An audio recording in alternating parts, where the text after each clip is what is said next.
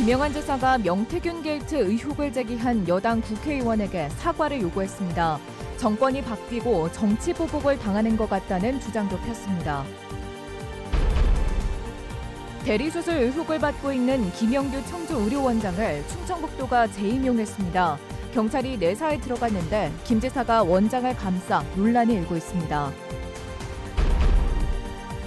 조립식 건물을 고정하던 일용직 노동자가 10m 아래로 떨어져 숨졌습니다. 여전히 안전수칙이 지켜지지 않는 노동 현장에 대한 비판이 쏟아지고 있습니다. 여러분 안녕하십니까? 뉴스데스크 충북 소식입니다. 정권 교체 이후 수세에 몰리는 양상이었던 김영환 지사가 전면전을 택한 것으로 보입니다. 허위 사실로 명예를 훼손했다며 여당 국회의원에게 사과를 요구하고 정치 보복이 의심되니 좌시하지 않겠다는 말도 했는데요. 스스로 확전시킨 국면이 어떤 결과로 이어질까요? 이병선 기자입니다. 독일 출장 결과를 소개하려고 기자들과 만난 김영환 지사는 작심한 듯 신상에 관한 이야기를 쏟아냈습니다. 명태균 씨가 유튜브에서 자신의 공천과 김건희 여사와의 관련성을 부인한 게 계기였던 것으로 보입니다. 김영환 충북지사가 나는 김건희 여사 개인적 관계 없다, 난 모른다, 있으면 정계 은퇴하겠다 이렇게 얘기했는데 사실 저분 말씀하신 게 맞아요. 김 지사는 의혹을 제기한 이광희 민주당 충북도당 위원장과 신용한 전 교수에게 정중한 사과를 요구하고 이제는 무관용이라며 법적 대응도 시사했습니다. 정권 교체 후 정치 보복을 당하는 것 같다는 주장도 폈습니다. 빚을 갚기 위한 금융권 대출이 성사됐는데 대가성 돈 거래 의혹을 공수처에 고발하겠다는 시민단체의 기자회견 다음 날 갑자기 대출이 중단됐다는 것입니다.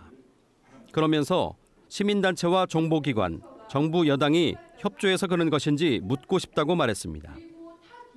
또 처음부터 자신의 서울 한옥집 매매에 대해 문제를 제기하고 현수막을 걸었던 측에 민사소송을 검토하고 있다고 덧붙였습니다.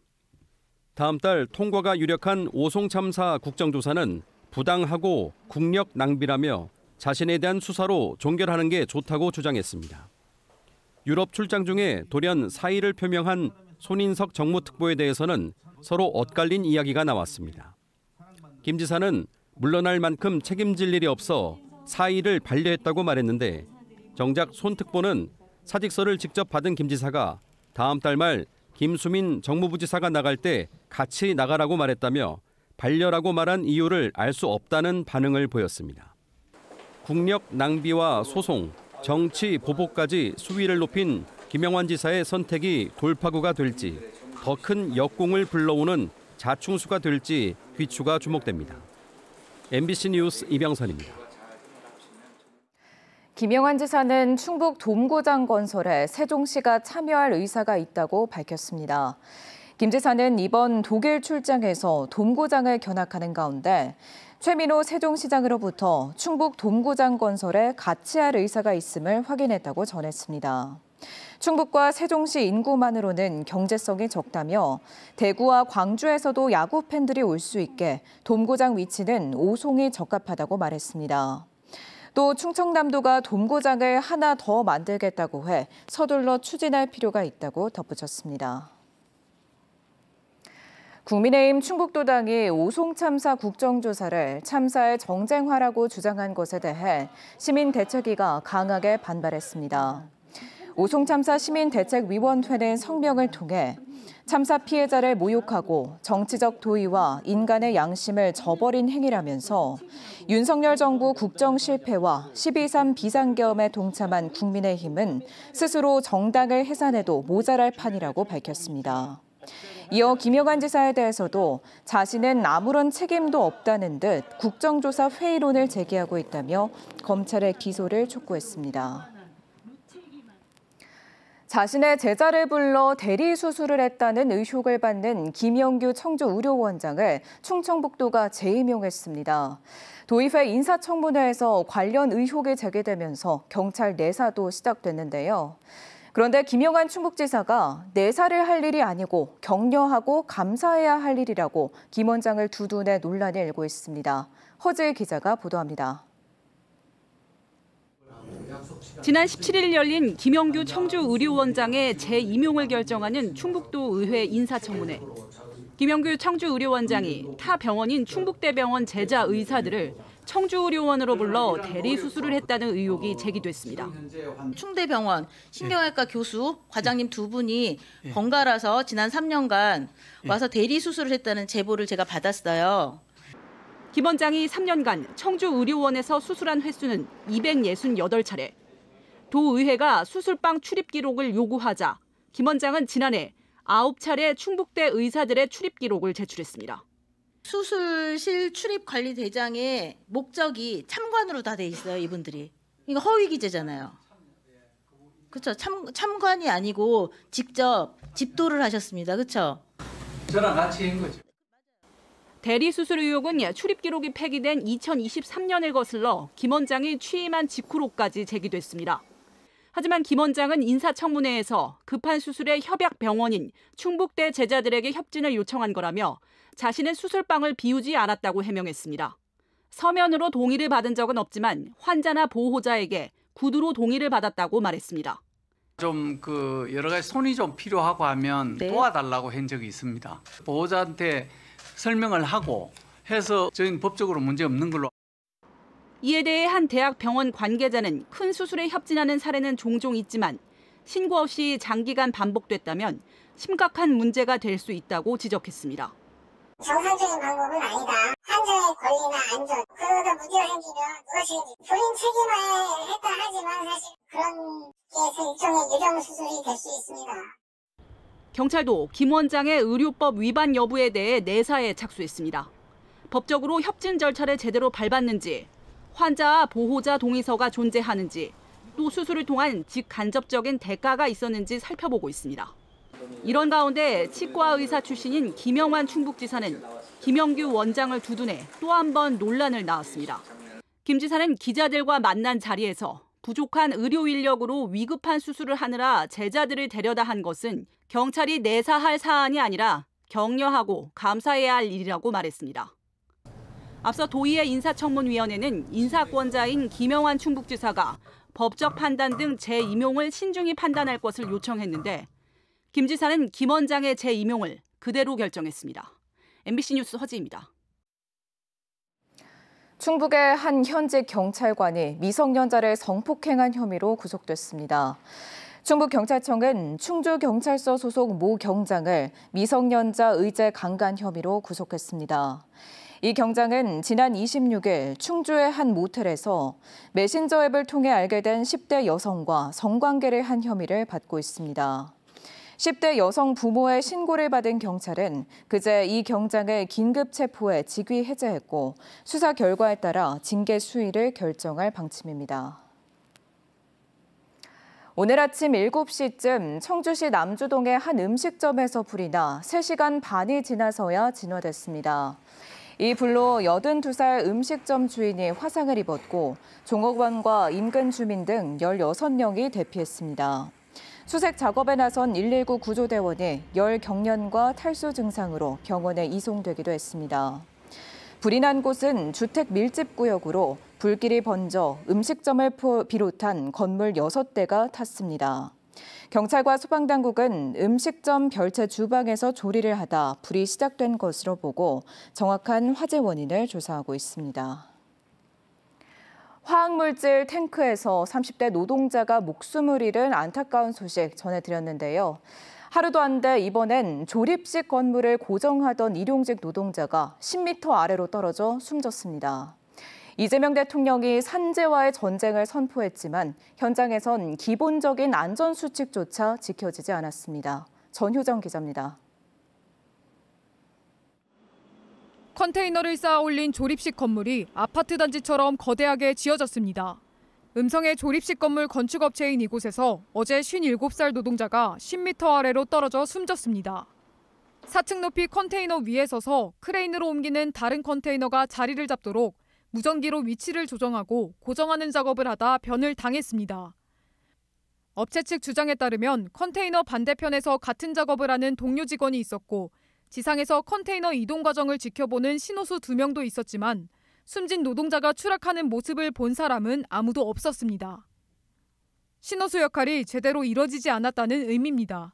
목격자 한 명도 없어요. 저희가 조사를 아직 받고 있는 중이라서. 목격자가 없다는 게 원래는 관리감독하는 분이 옆에 있지 않나요? 아니, 있어야 되는데 같이 있었는데 그 떨어지는 장면을 목격한 사람이 없어요.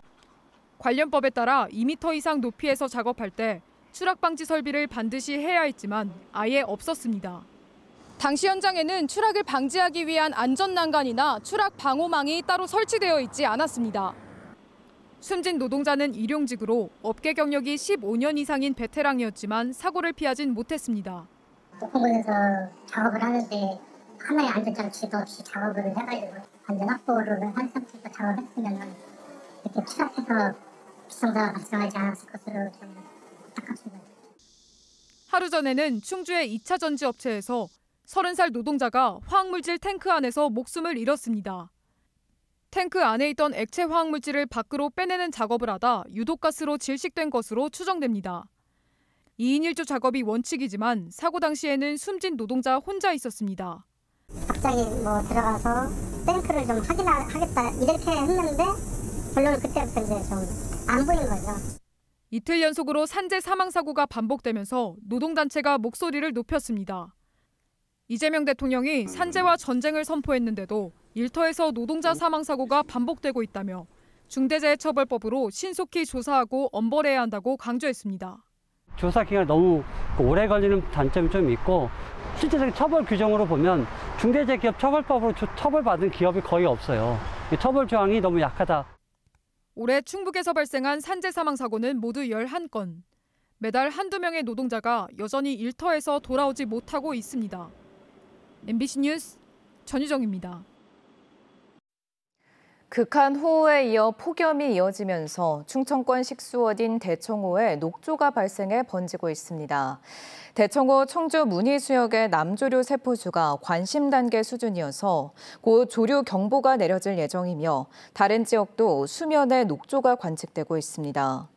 녹조 현상은 장마 때 유입된 오염물질이 햇볕을 받으면 빠르게 확산되는데 대청호에는 지난 10년간 매년 조류 경보가 내려졌습니다.